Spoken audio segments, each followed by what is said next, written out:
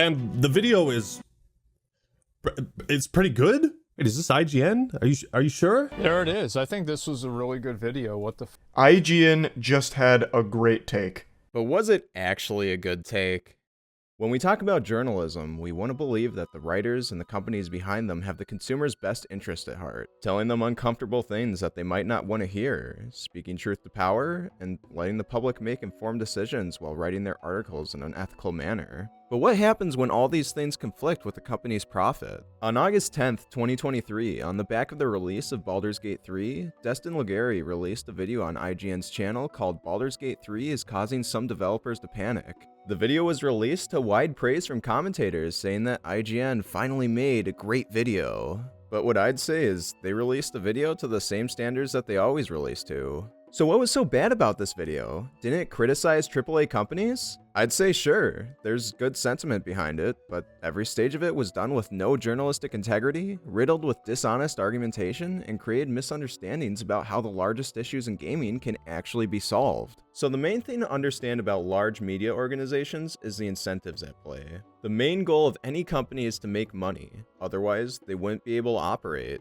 So how does IGN do that? Well, in media, the best way to make money is to be the first to break news or get a story out there. Early coverage sets narratives early, shapes the public's perception about a certain topic, and lends credibility to the organization that broke the story, whether that credibility is justified or not. IGN creates early coverage through review copies of games. They get these copies ahead of time through the publishers of the games that they review. While it's not explicit, it creates an incentive to give favorable coverage of a game at release, as to not threaten a publisher's reputation in the industry, and thus their sales. If a media company loses access to these copies, then another that is willing to give favorable coverage to these companies will step up and take their place. Now, obviously they can get their hands on these copies through other means, but it's definitely not a good look and doesn't foster good relationships with publishers too well to go through unofficial channels. While this does mean that the information that you consume from large media companies may be biased towards certain corporate interests, what it does not mean is that the information is not factual. While many large media companies may slant their coverage towards a certain direction, they still have vigorous fact-checking mechanisms at play. News organizations like Fox News or CNN might have biased coverage and leave certain pieces of information out to fit a narrative, but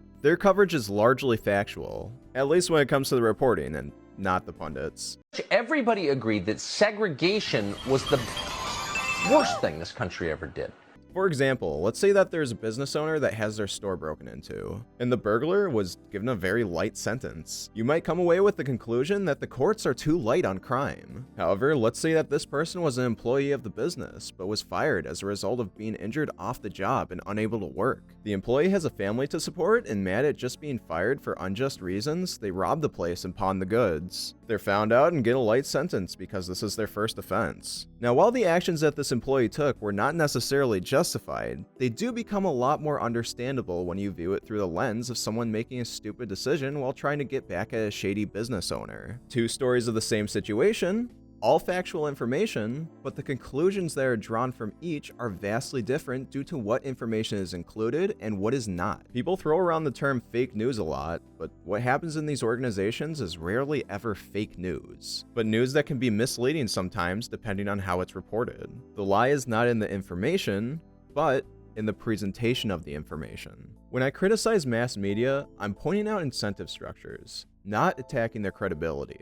You can still get valuable information from these organizations, but these are just some things that you should keep in mind. And I'm definitely not doing this to champion independent media, because the incentive structures are even worse there. It's possible to build a niche and engaged audience that may not necessarily be prone to believing in factual information, but instead a certain narrative about the world. And if you put out a factual story counter to that narrative, you'll lose money. There are little to no fact-checking structures since they're composed of a smaller amount of people. Instead of at worst spreading misleading news and the occasional slip-up in fact-checking, independent media can blatantly lie to you with no accountability. This also reduces the chance of whistleblowers calling out unethical actions as well. These incentives can make it much easier for independent creators to do things such as, I don't know, taking money from the Russian government. Now, why do I say all this? In order for mass media to have an audience, it has to be sold to the masses. This means that the stances taken and the stories told have to largely be in line with the beliefs of a large swath of the population. So what kinds of people does IGN try to appeal to? The largest audience is probably not the people that are watching this video. It's mostly quote-unquote normies that want a quick source of information about their purchases and don't spend a lot of time paying attention to the ethics of journalism. And IGN does a pretty good job at doing consistent content that shows off trailers, reviews, and the occasional opinion piece that is generally pretty surface level and accessible. They don't really do deep dives into games and their mechanics because that would fundamentally clash with appealing to their core audience. Now, to focus on the opinion pieces. It's in IGN's best interest to make them engaging while not being too controversial and challenging the norms of the industry. Well, didn't Destin Legarie's video do that? Didn't it call out AAA companies for being lazy and looking out for cheap cash grabs instead of making quality games? Didn't it call out the norms of the industry? No, and here's why. Many times when articles are written, they come from a catalyst, a central story or event from which a narrative is built and is often referred back to as the most egregious example to sell a story. But what happens when the catalyst is, what's the word? Bullshit. So the video starts off with Destin showing off some tweets that on their face do look like they're in defense of the AAA game industry, with the examples given being James Berg, a senior project manager at Microsoft, Ryan McCabe, design manager at Insomniac Games, a bit more dubious since they don't really make games that are known for being lazy and are one of the more ethical studios out there, but okay, and Xavier Nelson Jr., an indie dev. Wait a minute, what? Wait, what was that first tweet in reply to? Oh, so it all literally just stems from the tweet of this one indie dev that is defending the AAA industry. Right. Okay, let's take a look at this. Is this guy really defending the AAA industry? Like a lot of people, I'm deeply excited about what the lovely folks at Larian accomplished with Baldur's Gate 3. But I want to gently, preemptively push back against players taking that excitement and using it to apply criticism or a raised standard to RPGs going forward. You can't separate a game from the process used to build it. So let's take a look at what Larian is taking into the development and final version of this game. 1. Dev cycle stretching back to around 2017. 2 massive games and their definitive editions worth of tech and institutional knowledge to draw from. 3. Super successful early access period lasting 3 years, providing crucial community feedback, bug hunting, and cash flow. 4. Over 400 developers in 7 different offices around the world, not including outsourcing partners. 5. The license, brand, and world of one of the largest entertainment IPs in the world, Dungeons & Dragons, at the apex of its popularity with the rise of the actual play movement and a movie. This is a small, incomplete list. Larian is coming into this game swinging with a gigantic weight of expectation to deal with, but they're also doing it with an immense amount of wind, direct experience, resources, specialty tooling, etc. at their backs. As a TLDR, in an era of mega games, Baldur's Gate 3 is one of the largest attempted, built by a specialized group of people using mature tech specialty built to make this specific game, reinforced by invaluable mass player feedback and market validation ahead of its launch. This is not a new baseline for RPGs.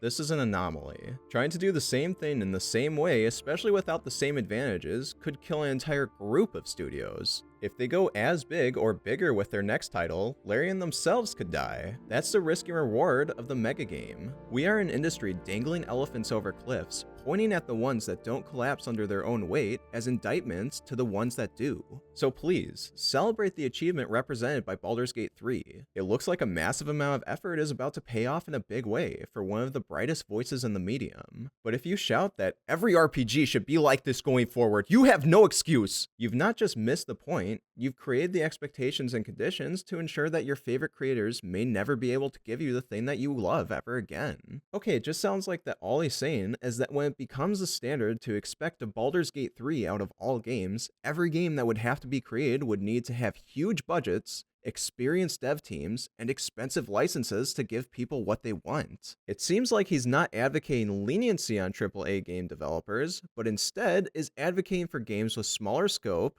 lower budgets, more creativity, and less risk so that we have a more diverse game development environment. Don't believe me? Look at his clarification later. Video games kind of can't afford to be specific in 2023, and here's why.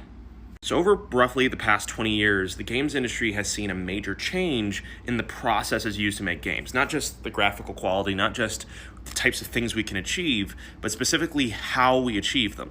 Every year of game development costs you money, and that only increases the more people you have working on a game at the same time. So, in the early 2000s, and even as late as 10 years ago, our biggest games were still taking between 2 to 3 years to develop. And now, we're firmly in the era of the mega game. Games with hundreds of millions of dollars in their budget, not including the marketing. And those numbers have changed dramatically. Grand Theft Auto 3, the game that in many ways kicked off the modern age of the 3D open world game, was made with a team of roughly 25 people in 2 years. Red Dead Redemption 2 took 8, with thousands of people working on it. Horizon Forbidden West, 5 years. Starfield, 7 years. And every time that number goes up for the industry at large, the number of people that one game needs to potentially be able to bring in at one time in order to justify the expense goes up as well. I grew up playing and loving stealth games like Splinter Cell and Tenchu, and these games were made in the millions to tens of millions of dollar budget range. And because they were making a stealth game specifically, because they were doing that for 2 to 3 years, because they could, for lack of a better term, afford specificity, every decision in that game, from the art style to the way you could interact with the world to even the way story was delivered, was all calibrated to deliver the best stealth experience possible, and you could feel it. Now you could say that stealth is more places than ever. It's in Cyberpunk, it's in Spider-Man, but those are stealth playthroughs, stealth play styles. And as talented and hardworking as those designers are, that's never going to be the same as an entire experience intended to deliver one specific cool thing. I'm a game developer, and I've been talking a lot recently about how the size of your game determines what you can and can't make. And as a result, a lot of people have been coming into my mentions and saying, this guy sounds scared. This guy sounds like he isn't ready to reach the raised bar that we're getting because of the mega games that exist right now. And I'm not scared. I'm very good at my job. And there are few things in this world that I love as much as not just fulfilling player expectations, but exceeding them, making experiences especially that seem ridiculous or like they shouldn't work into games that are meaningful and that reach players in ways that otherwise would never be possible. There's one thing that scares me though, and it's that players aren't being told what they're losing. Every mega game intended to reach the entire world at a single time. There are 100 video games you're not being allowed to play that would have specifically been just for you. Whether or not you agree with what he says, it seems pretty obvious that he's advocating for what he believes would be game industry standards that are more friendly towards smaller developers and innovation. Not once is he ever defending the state of AAA gaming. In fact, he's speaking out against the trend of what he refers as to mega games with huge budgets and long development cycles. If this becomes our expectation, publishers will move accordingly, taking resources away from smaller projects and towards larger ones. This creates more risk for the publisher, and if one giant project flops, huge rounds of layoffs are sure to follow. Just look at Concord. Already Firewalk is bracing for massive layoffs after how hard the game flopped. Okay, so maybe the entire catalyst to this video was just a small, extremely dishonest turbo lie, but what about the arguments he makes in the video? Aren't those good? No, not really. Destiny 2 just released a State of the Game blog saying, amongst other things, that they don't have the resources to release new ritual armor every season. But that same studio manages to create new armor sets in the shop for up to $20 a pop without fail every season. Diablo 4 unabashedly has several character skins priced at $20 each and just released their first season that had a patch that was so poorly thought out that the developers had to have an emergency live stream to apologize and have since begun working to revert those changes. We don't plan on doing a patch like this ever again. Okay, you need a more comparable RPG example of why fans are heralding Baldur's Gate 3 as a breath of fresh air? Look no further than Mass Effect Andromeda, which was widely panned. Sorry, my face is tired from dealing with everything. Or Cyberpunk 2077 that made promises about last-gen game consoles that it couldn't keep. It took CDPR almost a year to get that all sorted out. I'll make this as clear as possible to contextualize how fans are feeling. It feels like money has become more important than the core experience for fans. Okay, So what do Diablo 4, Mass Effect Andromeda, Destiny 2, and Cyberpunk 2077 have in common? They're all massive projects with tons of resources directed towards them because our standards of what games should be have become these complex open-world RPGs with tons of content, and thus more risk for the publisher. This is what I like to call picking the right targets. Obviously, all situations are atrocities of game design, but it's a popular position to hate on them now because it doesn't affect the publisher's bottom line anymore, since a narrative is already set and publishers have adapted. He talks about how Destiny 2 is anti-consumer now, but gave the game an 8.5 at launch with no mention of its microtransactions when it would affect the publisher's bottom line in an early review. I don't necessarily think this was a moral failing on the side of Destin. Once again, incentives. You might bring up that he was the person to talk about the unacceptable state of Cyberpunk 2077 on consoles, but I would also say that IGN will never blatantly lie about the state of a game to you. The state of Cyberpunk 2077 was blatantly undeniable, and it would only hurt IGN to lie about it. Do I think Destin is IGN? No, of course not. But does he take direction from IGN? Most likely, yeah. I would never say that IGN wouldn't want to say anything substantially negative about Destiny 2's anti-consumer practices to keep in good relations with Activision. I would never do that. I defended him a bit here, but also Destin Legarie is not innocent in all of this either. Where is your reach out for comment from Zalavier? Could it be that it would disarm this entire video if he told you what he actually believed and cleared up some misunderstandings? Could it be that this entire video's premise relied on dishonesty and those willing to engage in it? And yes, I did reach out to both of them for comment for this video. They both did not respond for comment, but at least I asked. Could it be because I spelled Zalavier's name wrong in the email? Possibly, you know, it happens. That's why Elden Ring, Baldur's Gate 3, and even The Legend of Zelda Tears of the Kingdom are being widely celebrated. So what is up with the excuses? A game came along that is amazing, is selling well, is being praised by developers and fans alike, and the response is, well, we can't do that. Well, sweet. If that doesn't get me hyped for Mass Effect 4, I don't know what will. Yes, once again, all games that have significant resources directed towards them and long development cycles. This plays to Zalavier's point that our expectations of games are being directed towards these mega games and away from smaller budget experiences. Can AAA publishers quit overpromising and giving unrealistic deadlines to their developers? Yes. Can we also demand smaller budget projects? Also yes. Like, look at games like Billy Hatcher, Psychonauts, and Ratchet & Clank. These games were niche projects by publishers that sure were wacky and out there, but took creative risks. Now look at Ratchet & Clank. I don't think you could ever get that series with modern publisher incentives. Now people would demand they be huge open world RPGs. Xavier's tweet was well-intentioned, and he went on to add a lot of important context, but I think it misses the perspective of the consumer. We don't know anything about game design or how hard it is. We just know that Destiny is deleting hundreds of dollars worth of expansions when they feel like it, that Diablo is constantly reminding us to buy skins in their store, and most PC ports have been abysmal lately. Remember, that tweet was made nearly a month before Baldur's Gate 3 blew up, and it was still contentious with fans speaking up about their frustrations and developers chiming in to say what felt like game development is hard, you don't get it, be quiet. Have you ever worked a customer service job and had some guy come up to you and tell you how to do your job because the customer is always right? This is literally the customer is always right argument. We can't just believe it when it suits us and not believe it when it doesn't.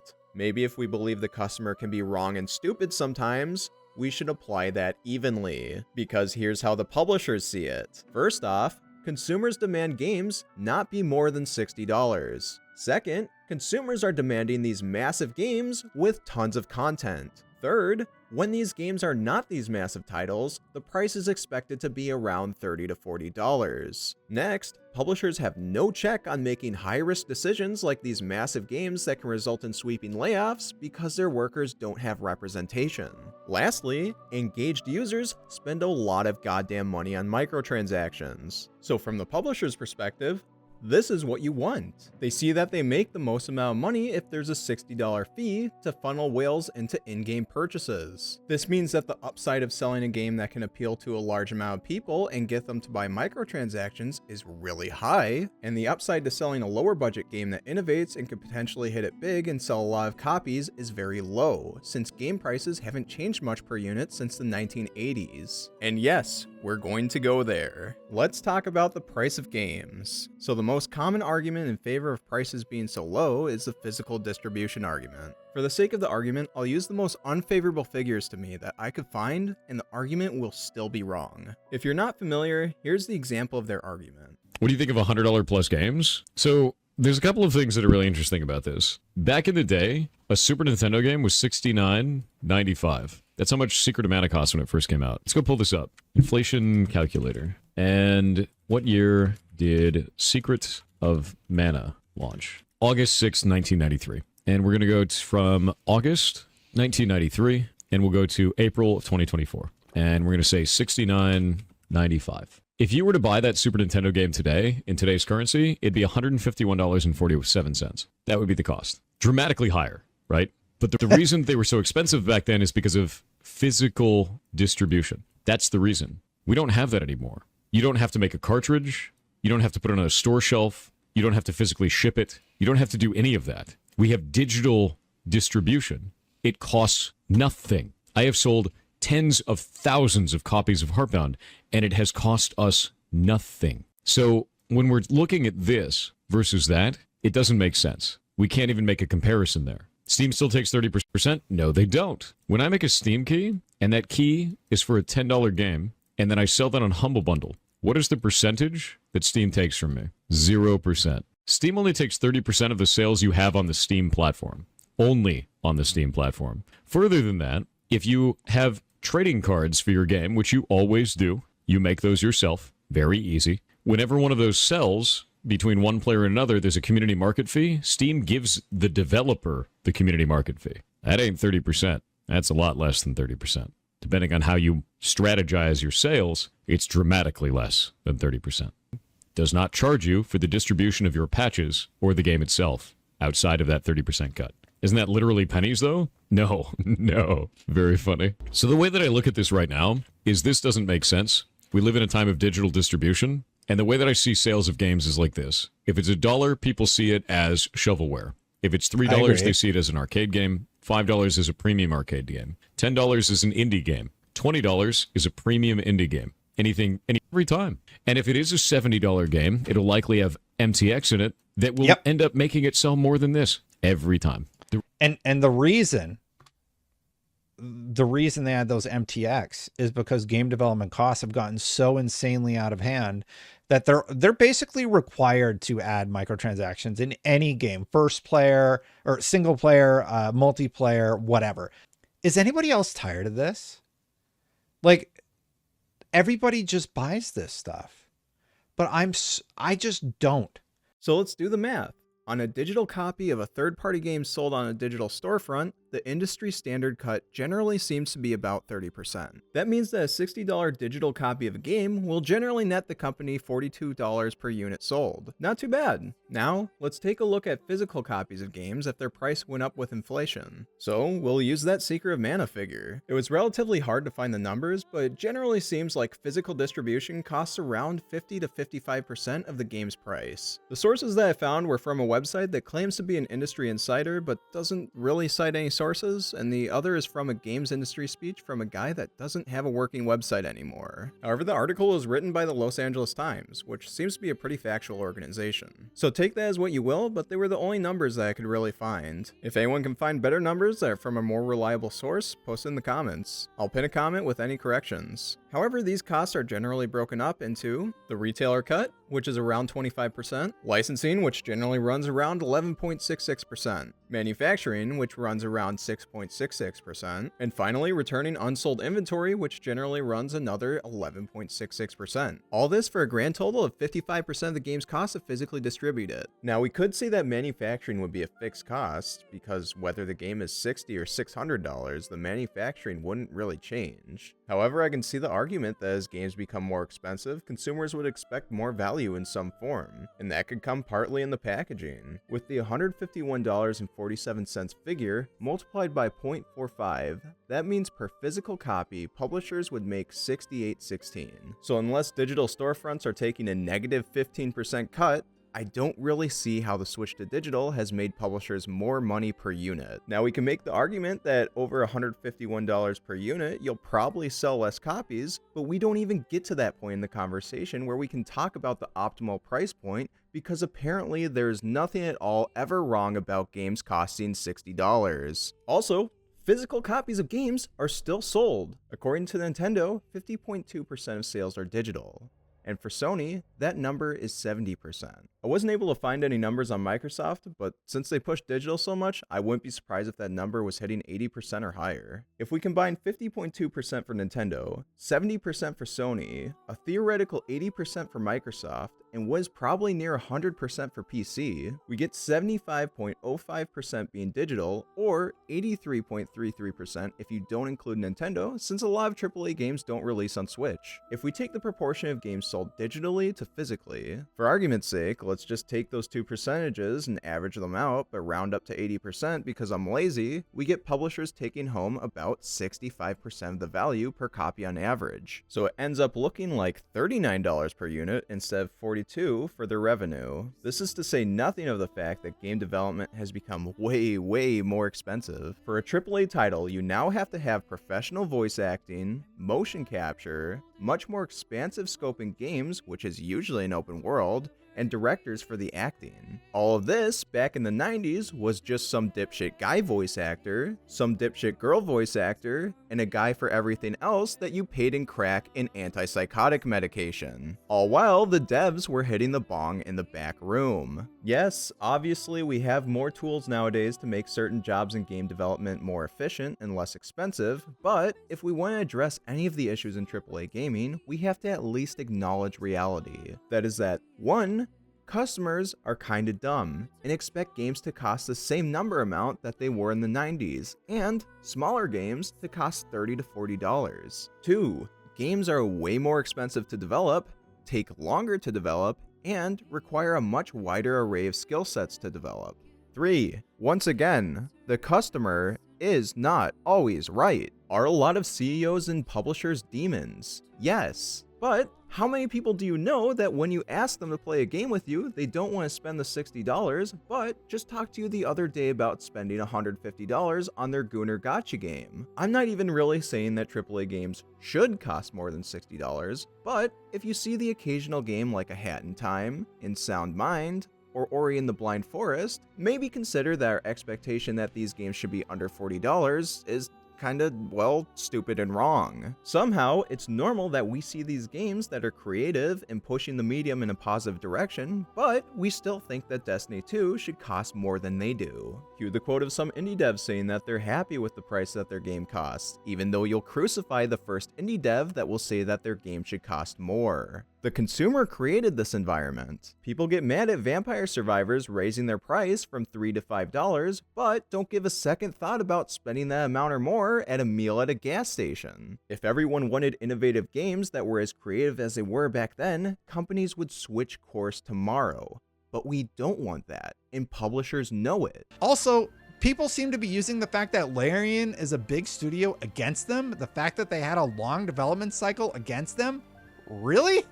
Blizzard is also a huge studio with over 8,500 employees across several offices. They credited every employee at Blizzard in the release of Diablo 4. Bungie is a huge studio with over 1,552 employees across several offices.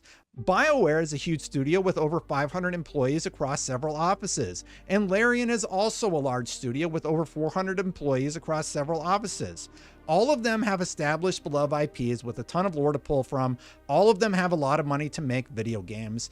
And all of them had a long time to make anything they wanted to make. The problem with this argument is that we're comparing apples to oranges here. Xalavier is not comparing Larian to other AAA studios, he's comparing Larian to smaller studios that don't have the resources that Larian has access to being held to the same standard of Baldur's Gate 3. To say Baldur's Gate 3 is successful because it's aligned with Dungeons & Dragons is insanity.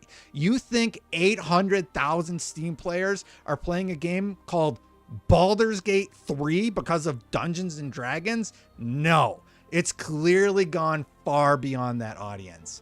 I don't know anything about Dungeons & Dragons. I didn't know this game had anything to do with Dungeons & Dragons. And you know why I'm playing it? Because I like good games with a heavy focus on storytelling. Yeah, bro. Why do you work at IGN? Didn't you know that if you just wrote this video and posted it on your main channel, it would have gotten the same engagement? You should know better than anyone else that an initial audience can catapult a work into a more mainstream audience. And can we not pretend that this game did not market itself as a Dungeons & Dragons game? They use the Mind Flayer as the main threat that you face, which is literally probably the most iconic original monster from the IP.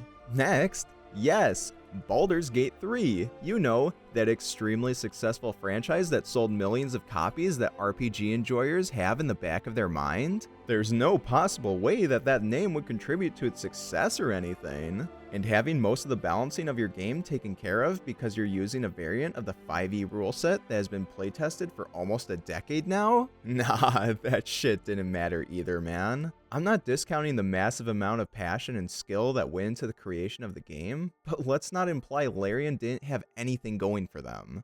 Is Baldur's Gate 3 an outlier? Yes, but I for one wish it could become the standard, and being told to shut up because I don't know game design doesn't feel super constructive. But hey, I'm just some idiot on the internet who doesn't know anything about game design. I guess I'll just go buy my horse armor and call it a day. Enjoy your $20 on top of your $100 for the collector's edition on top of your $15 for the battle pass. You know what's also not super constructive?